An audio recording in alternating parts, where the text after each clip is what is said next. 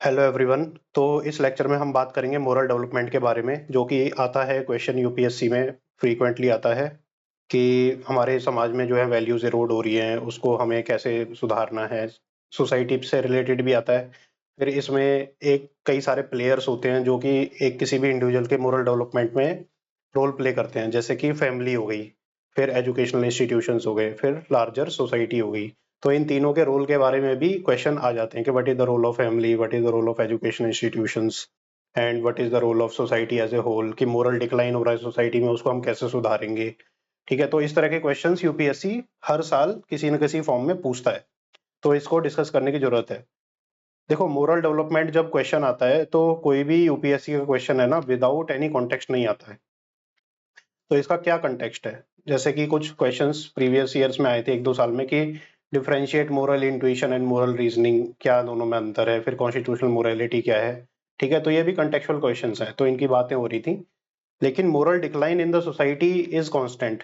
ठीक है, तो उसके क्या क्या पैरामीटर्स हैं, किस किस चीज को हम लिखेंगे मोरल डिक्लाइन है, तो पहले इस पे बात कर लेते हैं, जिसके सॉल्यूशन हम देखेंगे यहाँ पर। मोरल डिक्लाइन, जब मोरल डिक्लाइन की बात आती है तो पहला तो होता है मोरल इरोजन। इसमें कई सारे पॉइंट्स आप लिख सकते हो।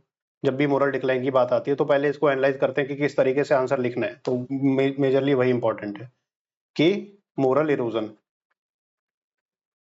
अब मोरल इरोजन जब हम करते हैं तो जो हम देखते हैं सोसाइटी में, समाज में, तो इसमें क्या क्या पॉइंट्स आ जाते हैं कि जैसे सिनिसिज्म बढ़ रहा है सोसाइटी में। ठीक है, नेगेटिव एटीट्यूड आ रहा है। ठीक है, और उसके कई सारे रीजंस हैं कि समाज एज ए होल कहीं ना कहीं फॉल्ट लाइंस हैं समाज में, कि फॉल्ट लाइंस। ठीक है, दूसरा इसमें क्या है कि राइट्स वर्सेस रेस्पॉन्सिबिलिटी की डिबेट है। राइट्स वर्सेस रेस्पॉन्सिबिलिटी, कि someone right is someone else's responsibility. तो हर आदमी क्या कर रहा है आज की डेट में, अपना राइट्स देखने की कोशिश कर रहा है, अपनी रेस्पॉन्सिबिलिटी फॉलो नहीं कर रहा है। रेस्पॉन्सिबिलिटी को सब साइड में लगा रहे हैं। ठीक है, और उसके लिए कुछ ना कुछ एक्सक्यूज दे रहे हैं, लेकिन सबको अपने राइट्स चाहिए। राइट्स के लिए जो है हल्ला बोल कर रहे हैं, लेकिन अपनी रेस्पॉन्सिबिलिटी के लिए कोई नहीं कह रहा कि ये मेरी जिम्मेदारी है। तो ये एक मोरल डिक्लाइन है बहुत बड़ा। स्पेशली आपने रिसेंट एग्जांपल्स देख लिए होंगे कि यूपीएससी में किस तरीके से घपलेबाजी हो रही थी। तो दूसरा है सेल्फ सेंट्रिज्म। ये भी इसी का है कि सब अपने राइट्स देख रहे हैं, रेस्पॉन्सिबिलिटी नहीं देख रहे हैं। लेकिन किसी का राइट नहीं भी है, उसको भी दूसरे के राइट को लेने की कोशिश कर रहा है, उसको बोलते हैं सेल्फ सेंट्रिज्म। बहुत ज्यादा आ रहा है समाज में कि मैं हूं, ठीक है, और मेरा जो रोल है मैं निभा रहा हूं। ठीक है, लेकिन जो सामने वाले की राइट्स हैं उसको भी मैं वॉयलेट करने की कोशिश कर रहा हूँ। तो ये हो गया सेल्फ सेंट्रिज्म, कि अपने आप को सेंटर में रख के हम समाज को देख रहे हैं, और जहाँ कुछ भी हमें मिल जाए उसमें से हम एक्सट्रैक्ट करने की कोशिश कर रहे हैं, इंस्टेड ऑफ कुछ भी हमें देने को पड़ जाए। ठीक है, ये हर चीज में होता है। तो दूसरा इसमें क्या लिख सकते हैं, मेटेरियलिस्टिक कल्चर। मोरल डिक्लाइन का one of the major reason is materialistic culture, कि हर आदमी कंज्यूमर बना बैठा है। ठीक है, और कंज्यूम भी जो है बैड प्रोडक्ट्स कर रहा है, जैसे फास्ट फूड, फैशन। ठीक है, फिर जो फास्ट फैशन है आज की डेट में, क्लोथिंग हैबिट्स पे आप इसको जो है कमेंट कर सकते हो। ठीक है, अब आप देखो कि कई सारे जो ट्रेंड ट्रेंड में रहते हैं लोग, क्या वो सही हैं? जैसे कि कई सारे जो कंट्रोवर्शियल यूट्यूबर्स हैं, ठीक है, वो ट्रेंड में रहते हैं, और जिनके पास पैसा है, फ्लॉन्टिंग मनी। मनी फ्लॉन्टिंग का एक बहुत बड़ा नेगेटिव कल्चर हो गया है। जैसे कि अभी शादी हुई थी अंबानी की, अनंत अंबानी की, तो उसमें भी मनी फ्लॉन्टिंग का काफी ज्यादा रोल प्ले किया। एंड अब उल्टा हो रहा है कि पहले क्या था कि जो लोग ईमानदारी से रहते थे, अपना जितना उनका मतलब जिसके लायक थे उतना ही कमाते थे और वो खाते थे, लोग काफी ज्यादा अप्रिशिएट करते थे because of the character of a person. लेकिन आज की डेट में ना सब ये देखते हैं सामने वाले आदमी के पास कितना पैसा है, उसका कैरेक्टर, एटीट्यूड जो है, एप्टीट्यूड टुवर्ड सोसाइटी, उसकी स्किल्स, ठीक है, नॉलेज, उसको कम देखा जाता है। Character is side lined, but money is like appreciated. तो ये एक मेटेरियलिस्टिक कल्चर का डायरेक्ट डायरेक्ट इम्पैक्ट है। फिर तीसरा क्या कह सकते हैं कि इम्पैक्ट ऑफ सोशल मीडिया आप कह सकते हो। इसके तो पॉजिटिव इम्पैक्ट है, नेगेटिव इम्पैक्ट भी है, लेकिन सोशल मीडिया का क्या इम्पैक्ट है कि डीप फेक्स हो रहे हैं, एआई का इशू है, ठीक है, पोर्नोग्राफी है, तो ये सब आप इसमें एग्जांपल्स लिख सकते हो। फिर चौथा है bystander effect. Bystander effect में ये होता है कि you have seen the injustice but you are silent.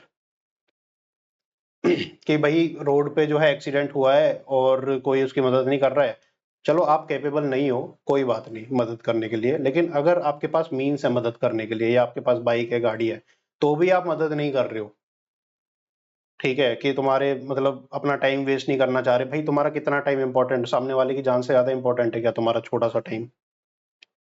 ठीक है, एक्सट्रीम इमरजेंसी है, then you can make a call to the police at least, but people are not doing it. अभी एक वीडियो भी आया था कि किसी लड़की को एक लड़के ने मार दिया था उसके हॉस्टल में जाके, बेंगलोर की घटना है। तो वहां पे सारी लड़कियां आई हैं, उसे देख रही हैं कि उसका जो है गले में कटा हुआ है, और उसको कोई हेल्प करने नहीं जा रहा है, सब फोन घुमा रहे कि कोई और कर दे आके। भाई तुम्हारी ड्यूटी है, उसको ले जाओ, ठीक है, चेयर पे बैठाओ, कैसे भी करके उसको ले जाओ हॉस्पिटल। तो नहीं हो रहा है ये, ठीक है, बाई स्टैंडर्ड इफेक्ट, कैमरा निकाल के लोग शूट करने लग जाते हैं गलत चीजों को। तो ये भी एक मोरल डिक्लाइन का रीजन है। पहले कुछ भी गलत होता था, लोग जाके उसकी हेल्प करने की कोशिश करते थे, इर्रेस्पेक्टिव ऑफ देयर कैपेसिटीज, लेकिन आज की डेट में ऐसा नहीं हो रहा है। तो ये सब आप एग्जांपल लिख सकते हो। फिर वीकनिंग सोशल फैब्रिक है, सोशल फैब्रिक वीक हो रहा है, तो इसमें बहुत सारी चीज आ जाती है सोशल फैब्रिक में, कि टेररिज्म है, वायलेंस है, इंटॉलरेंस है, ठीक है, विजिलेंटिज्म है, तो ये सब एग्जांपल्स आप लिख सकते हो। अब आते हैं बात कि इन ऐसी चीजों को सुधारने के लिए हमें क्या करना पड़ेगा। देखो, जब भी मोरल डेवलपमेंट होता है ना, तो एक इंडिविजुअल पर्सपेक्टिव से देखें या सामाजिक पर्सपेक्टिव से देखें, तो सबसे पहला काम होता है learning. Learning of what? Values. कि वैल्यूज जो है ना लर्न करी जाती हैं, वैल्यूज पॉजिटिव भी होती है, नेगेटिव भी होती हैं, जो मैंने पहले लेक्चर्स में बताया है। अब जब आप लर्न करते हो किसी वैल्यूज को ना, उसके बाद इसका काम आता है डिस्पोजिशन ऑफ वैल्यूज। मतलब उन वैल्यू को आप एक बार प्रैक्टिस करके देखो। जैसे आपने लेट से वैल्यू देख ली अहिंसा, अहिंसा वैल्यू ले ली, तो आप जैसे नॉनवेज खाते हो, तो आपका एक दिन मन कर रहा है नॉनवेज खाने का, आपने नहीं खाया, ठीक है, तो आपने डिस्पोजिशन बना दिया उसे, कि आपने एक बार प्रैक्टिस करके देख लिया, आप ट्राई करके, सॉरी प्रैक्टिस नहीं, ट्राई करके देख लिया। अब जब आपने एक बार ट्राई करके देख लिया, उसको फिर हैबिट में लेके आना, उससे आपका मोरल डेवलपमेंट हो जाता है। When you are habitual to do a moral task और ए वैल्यूएबल टास्क, उसके बाद आपको कह सकते हैं कि आपका अब जो है मोरल डेवलपमेंट एक तरीके से हो चुका है, जब आप हैबिचुअल अच्छे टास्क कर रहे हो, ठीक है। ऐसा नहीं है कि कोई क्रिमिनल है, ठीक है, वो 99 टास्क गलत करता है, लेकिन एक टास्क अच्छा कर देता है, तो लोग उसे काफी प्रेज करते हैं कि भाई वो तो मसी है, रॉबिन हुड है, फलाने का। लेकिन क्या वो मोरल आदमी है? नहीं है। भाई तुम 99 टास्क गलत कर रहे हो, एक टास्क सही कर दे रहे हो, तो उसका कोई इम्पैक्ट नहीं होता है, ठीक है। सिमिलरली लोग ये भी देखा जाता है कि 99 टास्क अच्छे कर लेते हैं, एक टास्क गलत हो जाता है, तो उसका भी नेगेटिव इम्पैक्ट होता है। लेकिन वो एक टास्क ऐसा नहीं होना चाहिए कि वो जो बिल्कुल सामाजिक फैब्रिक है उसको ही बिगाड़ दे, कि भाई तुम पूरे प्योर हो, सब चीज है, लेकिन तुम एक मर्डर कर दे रहे हो, तो वो तो गलत ही हो जाएगा।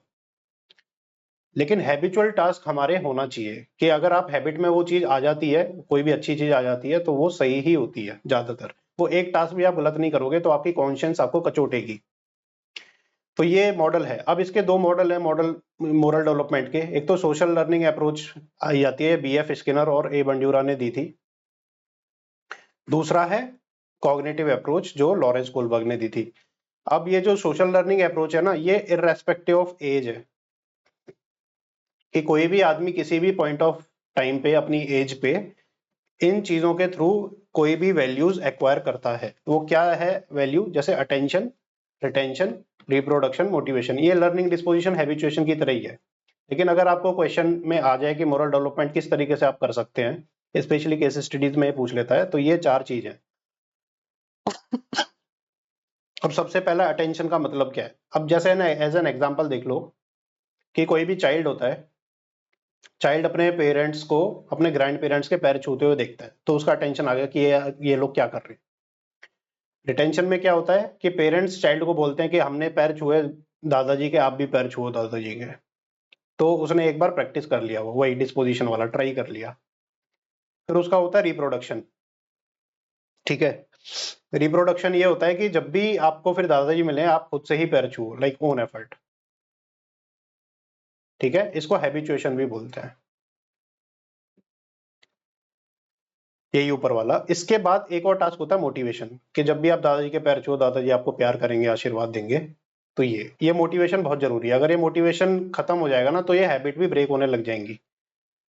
जैसे कि अगर मोरली करप्ट टास्क बहुत ज्यादा हो रहे हैं और बहुत ज्यादा लोग कर रहे हैं, तो यार मोटिवेशन लूज हो जाएगा कहीं ना कहीं। तो ये मोटिवेशन देना बहुत जरूरी है। तो अपने अपने लेवल पे हर एक को मोटिवेट करने की जरूरत है फॉर पॉजिटिव टास्क। फिर दूसरा आया है कॉग्निटिव अप्रोच। अब ये कॉग्निटिव अप्रोच लॉरेंस कोलबर्ग ने दी थी। ये है development approach from child perspective, कि पहले चाइल्ड है, फिर थोड़ा टीन हुआ, फिर एडल्ट हुआ। ठीक है, तो किस तरीके से एक ह्यूमन बीइंग बनता है, ये बताया गया यहाँ पे। पहला इसमें होता है प्री कन्वेंशनल लेवल, मतलब वो चाइल्ड है अभी, ठीक है, और उसकी जैसे 9-10 साल की एज होगी, तो इसको बोलते हैं क्लासिकल कंडीशनिंग। क्लासिकल कंडीशनिंग में दो चीजें रहती हैं। पहली चीज तो ये रहती है punishment reward orientation, reward punishment,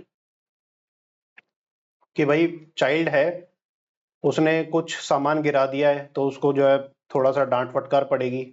और उसने कुछ अच्छा काम कर दिया है, ठीक है, जैसे पानी लेके आया पेरेंट्स के लिए या कुछ भी है, तो उसको रिवॉर्ड मिलता है।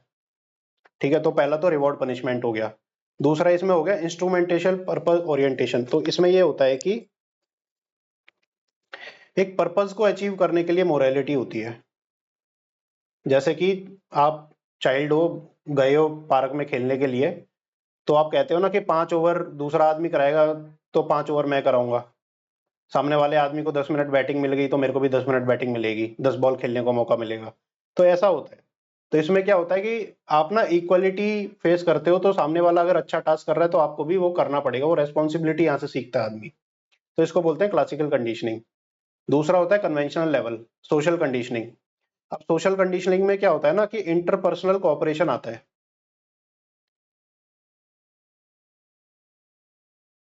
कि आप समाज में जाते हो, तो सामने वाला आदमी आपको कोई काम करके देता है, तो आप उसका काम करके देते हो। जैसे बच्चों को तो ये होता है कि सामने वाले आदमी ने मेरे को टॉफी दी, तो मैंने पैसे दे दिए। आपने बच्चे को पैसे दिए, उसने टॉफी ली, दे दिए। ठीक है, वो तो ये एक्सचेंज ऑफ गुड्स हो गया। लेकिन इसमें एक्सचेंज ऑफ वैल्यूज भी होता है।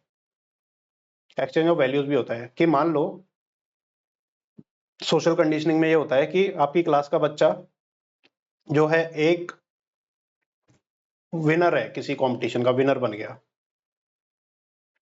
तो आपके अंदर भी एक वो जिज्ञासा आती है कि यार वो विनर बन गया, तो मैं भी बन जाऊं। एक पॉजिटिव कंपटीशन की फीलिंग आती है। सिमिलरली मान लो आपके क्लास के बच्चे ने को किसी ने, दूसरी क्लास के बच्चे ने पीट दिया, तो आपके मन में ये आती है यार उसने कैसे पीट दिया, मेरी क्लास का मतलब फ्रेंड है मेरा, चाहे आपका दोस्ती ना हो उससे, लेकिन एक यहाँ पे ना एक कमराडरी वाली फीलिंग आ जाती है। ठीक है, ये टीन स्टेज है।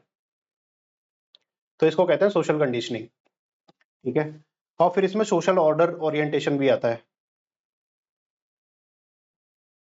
सोशल ऑर्डर ओरिएंटेशन भी यहाँ से आता है कि भाई हायरार्की क्या है, कि एक भैया तुम्हारी क्लास में एक हेड बॉय होगा, फिर उसके क्या है कि फिर उसके होंगे एक गुंडे टाइप का लड़का होगा आपकी क्लास में। ठीक है, जब आप टीन होंगे, तो वहां से सोशल ऑर्डर ओरिएंटेशन एक आ जाती है कि यार जो गलत आदमी, गुंडे टाइप का आदमी, उसके साथ नहीं रहना, उससे पंगे नहीं लेने हैं। ठीक है, हेड बॉय टाइप का लड़का है, उससे दोस्ती बना के रखनी है, क्योंकि टीचर वीचर से मिलने में या मार्क्स वार्क्स लेने में हेल्प कर देगा। अगर तुम्हारे गंदे नंबर आए तो थोड़ा पास वास कराने में हेल्प कर देगा। तो यहाँ से सोशल ऑर्डर ओरिएंटेशन आती है। आप हायरार्कीज समझने लगते हो समाज की, और सही गलत में थोड़ा थोड़ा डिफरेंस अपने मुताबिक बनाना शुरू कर देते हो। तीसरा है पोस्ट कन्वेंशनल लेवल। मोस्टली लोग जो हैं, मतलब 90% लोगों की थिंकिंग यहाँ पर रुक जाती है। तो समाज में अच्छा गलत देखते हैं, अपना फायदा निकालने की कोशिश करते हैं यहाँ तक। तो यहाँ तक लोगों की थिंकिंग 90% लोगों की खत्म हो जाती है। बहुत ही कम लोग हैं जो पोस्ट कन्वेंशनल लेवल पे आ पाते हैं मोरल डेवलपमेंट के। यह है पोस्ट कन्वेंशनल लेवल। अब इसमें क्या होता है, इसमें होता है सोशल कॉन्ट्रैक्ट ओरिएंटेशन। अब सोशल कॉन्ट्रैक्ट ओरिएंटेशन में क्या होता है, आदमी अपनी जिम्मेदारियां समझने लगता है कि if I am enjoying some rights, I have certain responsibilities to do it. आदमी अपनी जिम्मेदारियां निभाने लगता है। जैसे कि जब आप बड़े हो गए, तो आपको एक जिम्मेदारी वाली फीलिंग आती है कि now I am like capable enough to earn for my family. अगर फैमिली उतनी स्ट्रांग नहीं है तो अगर आप नहीं कर रहे हो, तो आप अपनी रेस्पॉन्सिबिलिटी से भाग रहे हो, तो आपको ये दर्द देने लगता है अंदर ही अंदर। ठीक है, तो बहुत सारे लोग यहाँ तक भी नहीं पहुँचते हैं, ठीक है? पैसा मिल रहा है, उड़ा रहे हैं, या फिर खुद कमा रहे हैं तो खुद पे ही खर्च कर ले रहे हैं। तो रिस्पॉन्सिबिलिटीज़ वाली फीलिंग आती ही नहीं है। तो ये जब जिसको आ जाए तो ये होता है post conventional level of moral development. फिर दूसरा इसमें होता है यूनिवर्सल एथिकल ओरिएंटेशन।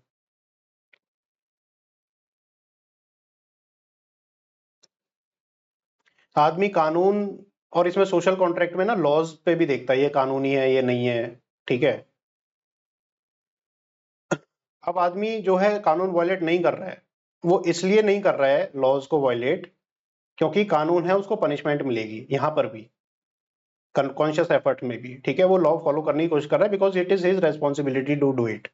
लेकिन यूनिवर्सल एथिक्स ओरिएंटेशन में आदमी और ऊपर लेवल पे चला जाता है, तो उसके लिए ना लॉज भी ज्यादा मायने नहीं रखते हैं।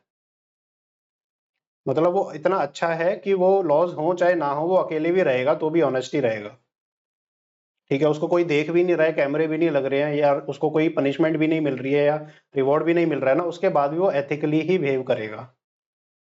उसको कहते हैं यूनिवर्सल एथिकल ओरिएंटेशन, जहां पे वो कॉन्शियसली अपने एक प्रिंसिपल बनाता है जो कि लॉ से भी अलाइंड होते हैं, रिलीजियस प्रिंसिपल से भी आते हैं। उनको वो सोचता है कि हाँ, ये हमारा एक परम सत्य है, मैं इस वैल्यूज सिस्टम के हिसाब से अपनी जिंदगी जीऊंगा, चाहे समाज में कुछ भी हो रहा है मुझे फर्क ज्यादा नहीं पड़ता है, मेरी अपनी जो वैल्यूज हैं मैं अपनी वैल्यूज नहीं छोड़ूंगा।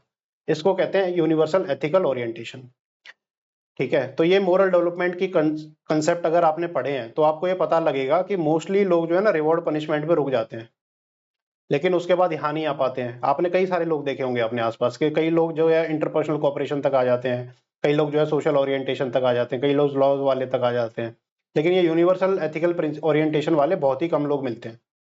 अब मैं भेड़ चाल का आपको एग्जांपल देता हूँ, जैसे ईडब्ल्यूएस सर्टिफिकेट के मैंने कुछ वीडियोस बनाए थे, उसमें आपने देखा कि भाई उन्हें दिख रहा है कि सब लोग जो है उसका गलत मिसयूज कर रहे हैं, तो मैं भी कर लेता हूँ। उन्होंने कर लिया मिसयूज, तो कौन सी स्टेज पे है? क्या वो यूनिवर्सल एथिकल ओरिएंटेशन स्टेज पे है? नहीं।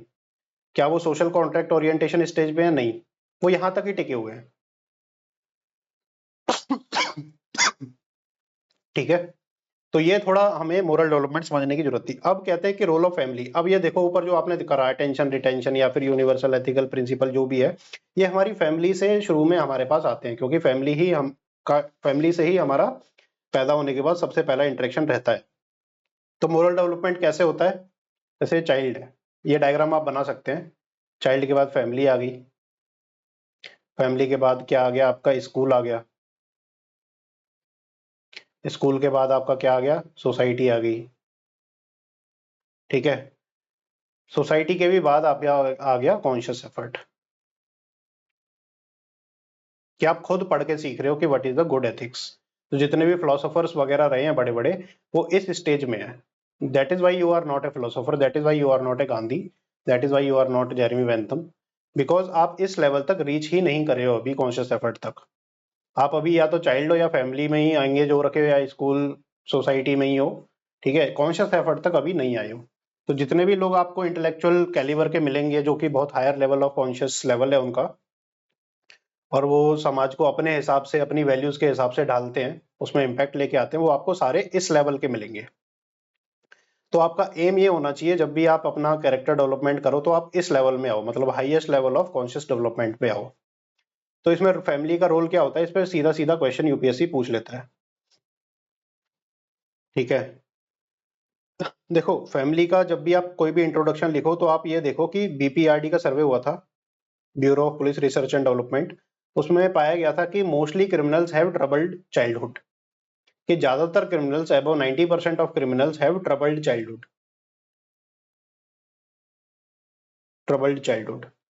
बाकी जो 10% क्रिमिनल्स हैं उसमें परिस्थिति का भी रोल है, उनकी खुद का भी रोल है, लेकिन जिनका चाइल्डहुड जो है ट्रबल्ड रहता है, तो वो ज्यादातर चांसेस हैं कि वो आदमी जो है क्रिमिनल माइंडसेट का बनेगा। क्यों चांसेस हैं? जैसे जैसे कि मान लो चाइल्डहुड में उसने डोमेस्टिक वायलेंस बहुत देख लिया, मम्मी पापा में बहुत लड़ाई हो रही है, सब एक दूसरे को मार रहे पीट रहे हैं, गालियां दे रहे हैं, इस तरह का सिस्टम है। या फिर जो पेरेंट्स हैं उनके जो है समाज में अच्छे रिलेशन नहीं है, अलग से रह रहे हैं, भैया तुम्हारे मम्मी पापा हैं वो ताऊ से लड़ रहे हैं, चाचा से लड़ रहे हैं, ठीक है? चुगलियां चल रही हैं इधर उधर, इस तरह के माहौल में जब बच्चा पल बढ़ता है तो उसके माइंड में एक गलत इम्पैक्ट पड़ता है। पूजा खेड़कर का आप केस देख सकते हो, ठीक है। तो role of family is a very important aspect.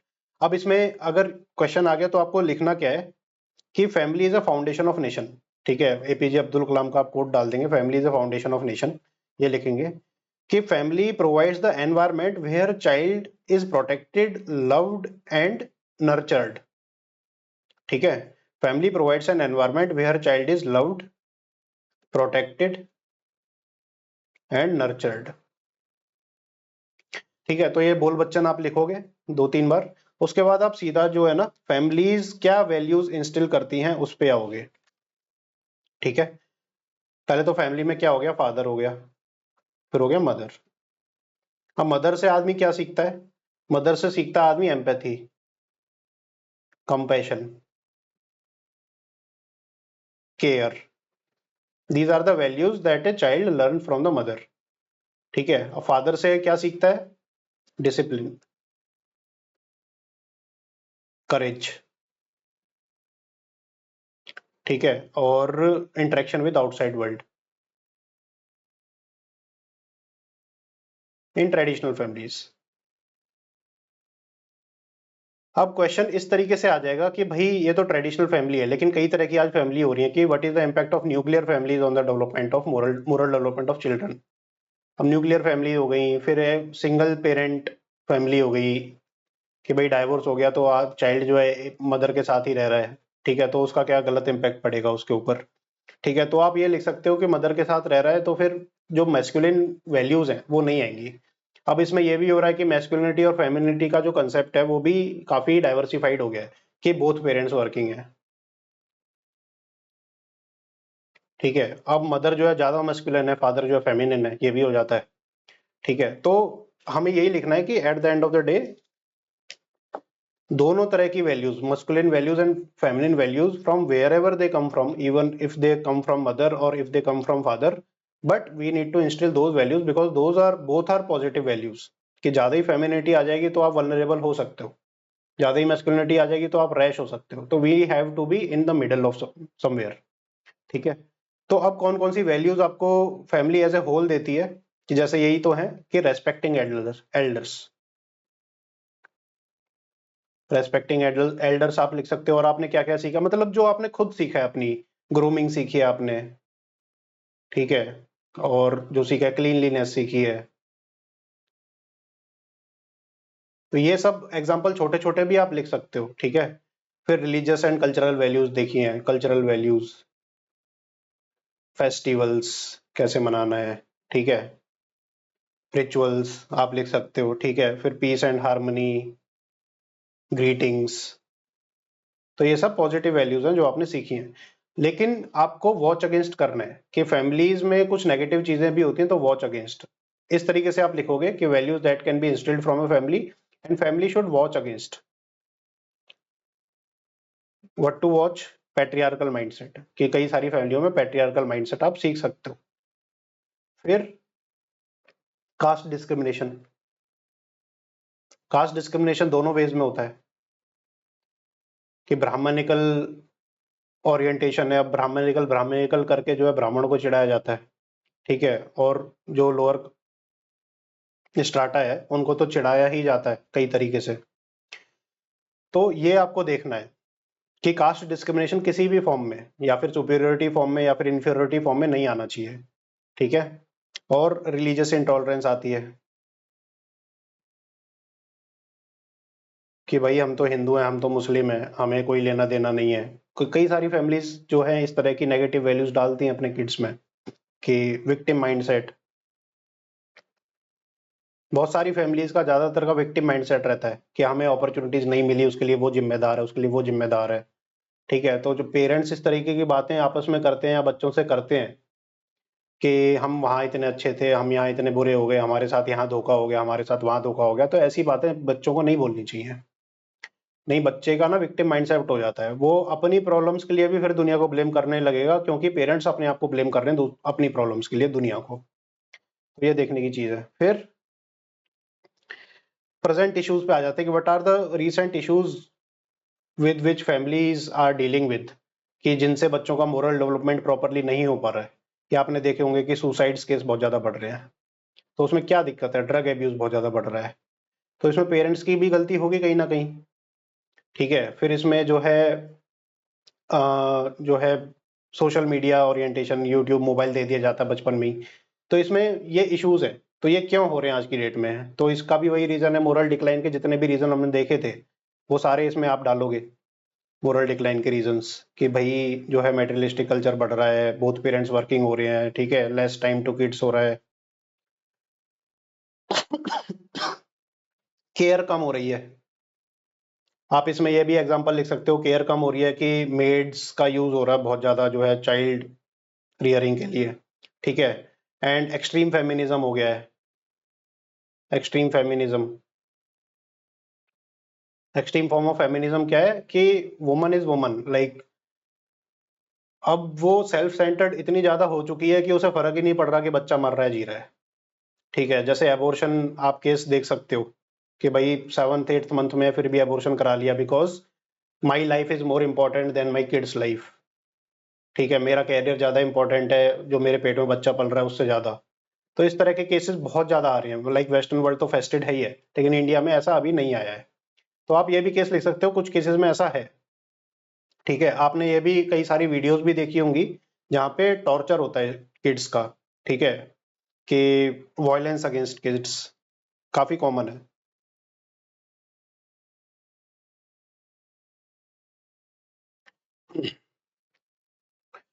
और इसके अलावा क्या है, एलिनेशन, कि भाई इतने बिजी हो गए हैं माँ बाप के, बच्चों को जो है मोरल डेवलपमेंट का, टीचिंग का टाइम ही नहीं दे पा रहे, रात में आते हैं सो जाते हैं, बस हो गया काम। तो ऐसे तो बच्चे नहीं पलेंगे। तो ये सारे इश्यूज आज की डेट में आ रहे हैं। फिर न्यूक्लियर फैमिलीज है कि ग्रैंड पेरेंट्स जो है उनसे एक्सपोजर कम हो रहा है, फिर ग्रैंड पेरेंट्स से एक्सपोजर बहुत ज़्यादा जरूरी है। फिर समाज में एक्सपोजर कम हो रहा है कि भाई इतने ज़्यादा बिजी हैं कि तुम घूमने फिरने भी नहीं जा पा रहे, दोस्त भी नहीं बना पा रहे, ठीक है, फेस्टिवल्स को एंजॉय नहीं कर पा रहे, कम्युनिटी में सपोर्ट नहीं कर पा रहे। तो ये सारे इश्यूज चाइल्ड पे नेगेटिव एलिनेशन वाली फीलिंग लेके आते हैं। तो ये सारे आप एग्जांपल्स लिख सकते हो। फिर इसके सॉल्यूशंस क्या है, ऑब्वियसली जो मोरल डेवलपमेंट में हमने डिस्कस किया वही सारे सॉल्यूशंस आपको इसमें लिखने हैं रोल ऑफ फैमिली में। उसके बाद आता है रोल ऑफ एजुकेशनल इंस्टीट्यूशंस। अब एजुकेशनल इंस्टीट्यूशंस का जब भी रोल आता है ना, तो इसमें आपको ये लिखना है कि education institution is a bridge between family and society. Family और सोसाइटी के बीच में ब्रिज है ये, ठीक है। अब बात आती है इससे सीखते क्या हो आप, मतलब what are the values that you are learning here. तो डायरेक्ट क्वेश्चंस उन, मतलब डायरेक्ट आपको वैल्यूज पुट ऑन करनी शुरू कर देनी है। जैसे ही आपको क्वेश्चन आता है, क्या वैल्यूज पुट करते हो, रेस्पेक्ट टुवर्ड्स एल्डर्स या फिर रेस्पेक्ट टुवर्ड्स टीचर्स। दूसरी क्या वैल्यू लर्न करते हो, knowledge, wisdom, you learn from teachers, ठीक है। फिर सेंस ऑफ रेस्पॉन्सिबिलिटी, कि भाई आपको क्लास वर्क कॉपी बनानी है, होमवर्क कॉपी बनानी है, खेलना है, ठीक है। फिर क्या आता है इसमें, डिसिप्लिन, कि भाई ये पीरियड है, इस पीरियड में ये पढ़ना है, उस पीरियड में ये पढ़ना है, इस पीरियड में गेम खेलना है, करना ही पड़ेगा, मतलब आपको कोई चारा नहीं है, तो आप डिसिप्लिन सीखते हो। फिर कंसिस्टेंसी सीखते हो, कि भाई आपको अटेंडेंस है 75% 80% रहनी है, तो इससे कंसिस्टेंसी आती है एक बिहेवियर में, ठीक है। फिर साइंटिफिक टेम्पर आप सीखते हो। देखो फैमिली आपको रिलीजियस वैल्यूज देती है, लेकिन स्कूल में क्या है, साइंटिफिक टेम्पर आप सीखते हो, रिलीजियस वैल्यूज नहीं होती हैं। तो इसीलिए जो रिलीजियस स्कूल्स होते हैं उनकी थोड़ा क्रिटिसिज्म होता है, चाहे वो कितनी भी अच्छी एजुकेशन दे ले, लेकिन वो उस तरह की कमराडरी जो है, सेकुलरिज्म एटीट्यूड जो है वो डेवलप नहीं कर पाएगा, ठीक है। तो साइंटिफिक टेम्पर भी एक अच्छे स्कूल का काम होता है, ठीक है। फिर कंपटीशन, कॉम्पिटिटिव एनवायरनमेंट, ठीक है। फिर इसमें स्ट्रेंथ ऑफ परसिवरेंस, करेज, ये सब सारी चीजें जितनी भी वैल्यूज हैं वो सारी आप इसमें लिख दोगे जो स्कूल प्रोवाइड करता है। फिर एक सबसे बड़ी वैल्यू है इसमें कि कम्युनिटी एंड कोऑपरेशन।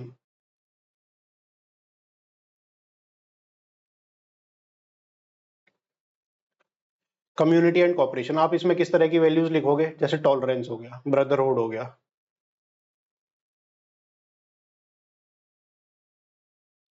ठीक है।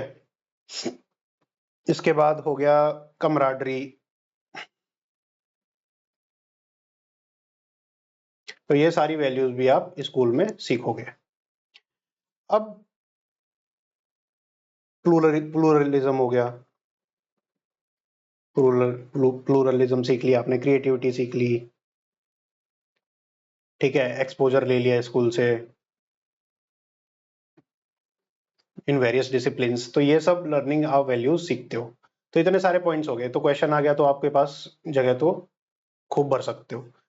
अब इश्यूज क्या हैं, क्योंकि क्वेश्चन जब भी आता है यूपीएससी में तो आपको पूछेगा कहीं ना कहीं प्रॉब्लम चल रही है, जब भी क्वेश्चन आ रहा है तो आप इश्यूज किस तरीके के लिखोगे कि स्कूल में क्या चल रहा है।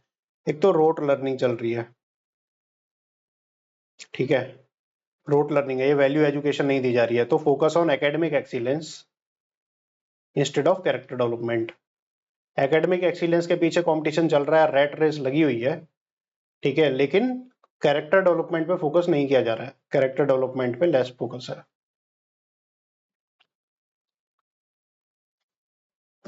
इसके बाद क्या है कि इसमें भी ऑनलाइन एजुकेशन आप लिख सकते हो, कि ऑनलाइन एजुकेशन से आप एकेडमिक एक्सीलेंस तो ले सकते हो, लेकिन कैरेक्टर डेवलपमेंट कैसे करोगे, जो जितनी सारी वैल्यूज हैं, camaraderie, discipline, sense of responsibility, ठीक है, तो ये सारी वैल्यूज तो आप ले ही नहीं सकते, मतलब ऑनलाइन एजुकेशन में जितनी भी ये वैल्यूज बताई हैं। तो इसीलिए तो एथिक्स का पेपर है कि भाई एकेडमिक एक्सीलेंस तो आप प्रोवाइड कर सकते हो, अचीव कर सकते हो, लेकिन आप कैरेक्टर डेवलपमेंट आपको एक्सपोजर से ही मिलता है, लाइव मिलता है, वो आप नहीं कर पा रहे हो, तो ये आपको नेगेटिव्स लिखने हैं। फिर आता है इसके बाद social development, role of society. अब जैसी सोसाइटी होती है, चलो ठीक है, फैमिली अच्छी है, स्कूल भी अच्छा है, लेकिन सोसाइटी का भी गलत इंपैक्ट पड़ता है। आपने अपहरण मूवी देखी होगी, अपहरण मूवी में सेम होता है कि पेरेंटिंग बहुत फर्स्ट क्लास है, ठीक है, एजुकेशन फर्स्ट क्लास है, लेकिन आदमी फिर भी क्रिमिनल बन जाता है। क्यों बन जाता है क्रिमिनल? क्योंकि सोसाइटी इज बैड। सोसाइटी में क्या हो रहा है, सोसाइटी में जो है चीटिंग हो रही है, पर्चे लीक हो रहे हैं, तो उससे क्या आदमी का मोरल डाउन हो जाता है, तो वो भी कहीं ना कहीं सोचता है यार ऐसे ही चल रहा है तो हम भी चीटिंग कर लेते हैं, है ना। तो ये सोसाइटी का positive negative impact, role positive impact क्या है, जैसे इंडियन सोसाइटी की अगर बात करी जाए, इंक्लूसिविटी, ब्रदरहुड, प्लूरलिज्म, तो ये सारी values, peace peace loving nature, harmony, ठीक है। फिर इसमें कुछ रिलीजियस कोड्स भी आप लिख सकते हो कि वहादतल वजूद है इस्लाम में, ठीक है, फिर सर्व धर्म संभाव है, फिर इसमें जो है वासुदेव कुटुंबकम है, तो ये सारे आप पॉजिटिव रूल आप इसमें लिख सकते हो, ठीक है। अब रिलीजियस वैल्यूज है इंडियन सोसाइटी में स्पेसिफिकली कि सत्य अहिंसा पे बहुत ज्यादा एम्फेसिस किया गया है, वैल्यूज है सत्य अहिंसा, सिंप्लिसिटी पे बहुत ज्यादा फोकस किया गया है। तो ये तीन चीजों पे इतना ज्यादा फोकस किया गया है, तो ये समाज से हमें मिली है, ठीक है, लेकिन ये चेंज हो रही है आज की डेट में है। तो नेगेटिव इम्पैक्ट्स क्या सोसाइटी से मिल रहे हैं, नेगेटिव इम्पैक्ट्स भी हैं, कम्युनलिज्म, कास्टिज्म, ये भी हमें सोसाइटी से ही मिला है। पैट्रियार्कल माइंडसेट, स्टीरियोटिपिकल स्टीरियोटाइप्स, ये हमें सोसाइटी से देखने को मिलते हैं, ठीक है। फिर ड्रग एब्यूज, आप ये लिख सकते हो, ड्रग एब्यूज हमारे पेरेंट्स ने नहीं सिखाया, स्कूल ने नहीं सिखाया, लेकिन लोग करते हैं, कहाँ से आ रहा है, वो सोसाइटी से आ रहा है। तो ये सारी चीजें हमें सोसाइटी, पॉजिटिव नेगेटिव आप दोनों लिखोगे, फिर इसमें सॉल्यूशन लिखोगे। सॉल्यूशन में क्या होगा, किस तरीके से करना है, वही मोरल डेवलपमेंट में जो हमने सीखा था वही, क्या, लर्निंग, डिस्पोजिशन एंड हैबिचुएशन। अब लर्निंग में आप 3 पॉइंट लिख दोगे कि वैल्यू एजुकेशन होनी चाहिए, ठीक है, रोल ऑफ फैमिली अच्छा होना चाहिए, रोल ऑफ एजुकेशन अच्छा होना चाहिए। फिर डिस्पोजिशन में आप ये लिख दोगे कि फर्स्ट मूवर एडवांटेज, मतलब कि जो भी, कि कोई भी कैंडिडेट है उसको तुम कराओ, किस तरीके से डिस्पोजिशन कराओगे, laws, force of laws, penal punishment दोगे अदर, ठीक है। फिर सामाजिक प्रेशर दोगे, सोशल कंडीशनिंग आप करोगे, ठीक है। फिर इमोशनल इंटेलिजेंस का आप एग्जांपल दोगे कि इमोशनल इंटेलिजेंस हमें सिखानी पड़ेगी। फिर हैबिचुएशन, हैबिचुएशन के बाद मोटिवेशन, ये 4 आप लिख सकते हो इसमें। फिर हैबिचुएशन के लिए आप क्या करोगे कि एनवायरनमेंट प्रोवाइड करोगे एक सोशल बिहेवियर के लिए, कि जैसे सिखों में लंगर हो गया, कि लंगर होगा भाई, डेली होगा, तो जो एक बार चला गया 2-3 दिन सर्विस कर ली तो उसके माइंड में एक एटीट्यूड आ जाएगा सर्विस करने वाला कि it is a good thing to do. फिर मोटिवेशन कि अगर आप कर रहे हो तो समाज आपको अप्रिशिएट कर रहा है। तो अभी तक क्या होता था, जिसने करप्शन करके बहुत ज्यादा पैसे कमा लिए तो उसकी वाहवाही होती थी भाई, खानदान में वाहवाही होती थी। लेकिन आजकल थोड़ा ना समाज थोड़ा शिफ्ट भी हो रहा है कि जैसे जापान में क्या है, कोई करप्शन करता है उसको बहुत लो तरीके से देखा जाता है, लेकिन इंडिया में क्या होता था अभी तक कि कोई भी करप्शन करके जो है आईएएस अफसर है, काफी अमीर है, बंगले बना लिए, तो लोग अप्रिशिएट करते, देखो उसने बंगला खड़ा कर लिया, देखो उसने ये कर लिया, इतना पैसा कमा लिया उसने, उसको मतलब अप्रिशिएट करते थे कहीं ना कहीं। लेकिन ये अब गलत हो रहा है, अब फैमिली भी अप्रिशिएट नहीं करती, ये अंधा पैसा काला पैसा है, मरेगा। ठीक है, अब तो इस तरह के वो भी आ गए हैं कि तुम्हारा जो गलत पैसा है वो गलत तरीके से ही जाएगा कहीं ना कहीं। ठीक है, तो ये समाज में थोड़ी सी जागरूकता आ रही है धीरे धीरे। लेकिन कई और चीजों में मोरल डेवलप वो भी हो रहा है, वो भी लॉज की वजह से हो रहा है, because laws are not properly refined. ठीक है, तो हैबिचुएशन का वो है ना, वो प्रॉपर लॉज भी है कि लूप होल्स हमें रोकने पड़ेंगे। तो ये सारे आप एग्जांपल सोशल डेवलपमेंट में लिख सकते हो। ठीक है, तो हमने क्या पढ़ा इस चैप्टर में? हमने पढ़ा कि मोरल डिक्लाइन क्यों हो रहा है, उसके बाद मोरल डिक्लाइन के बाद हमें मोरल डेवलपमेंट कैसे करना है, फैमिली का क्या रोल है उसमें, एजुकेशन इंस्टीट्यूशन का क्या रोल है, लार्जर सोसाइटी का क्या रोल है, और किस तरीके से हमें आंसर में लिखना है इसे यूपीएससी में, ये हमने पढ़ा। ठीक है, तो आई होप कि एक दो क्वेश्चन जो यूपीएससी में आएंगे उन्हें आप टैकल कर सकते हो। Thank you.